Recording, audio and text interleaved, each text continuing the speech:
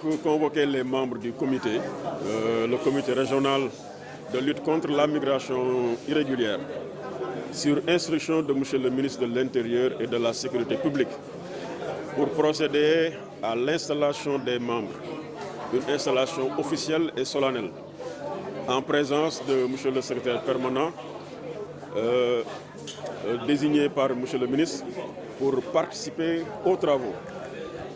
Alors, cette démarche s'inscrit dans le cadre des orientations des autorités étatiques et surtout l'autorité suprême du pays, son Excellence Monsieur le Président de la République, qui souhaite, qui veut et qui a donné des directives dans ce sens pour qu'on mette un terme à la migration irrégulière.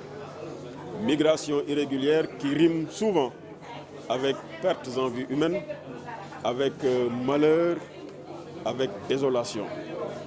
Il nous est arrivé ces derniers jours de constater sur nos berges des corps de migrants sans vie qui avaient souhaité quitter le pays pour aller en Europe, espérant une vie meilleure.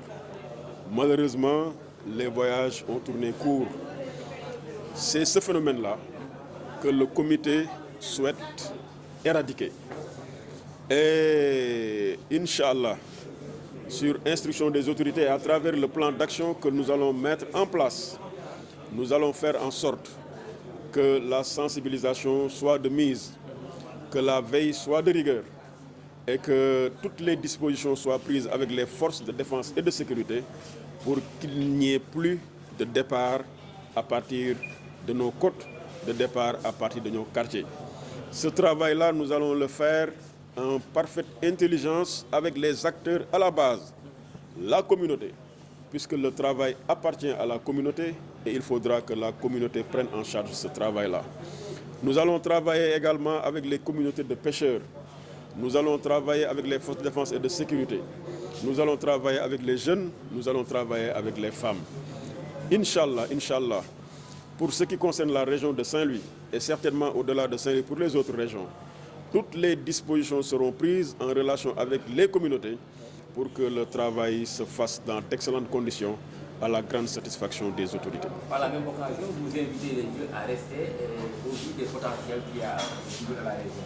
Effectivement, les dispositions ont été prises par les autorités étatiques pour que les jeunes puissent rester au pays, s'y épanouir et y réussir.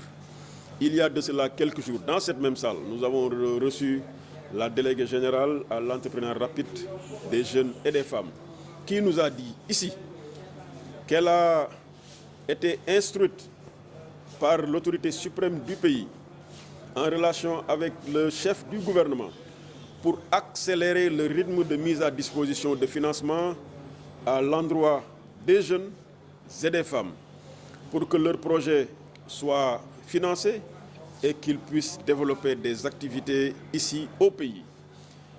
Ici également, dans cette salle, nous avons tenu des réunions avec les responsables des structures d'encadrement étatique.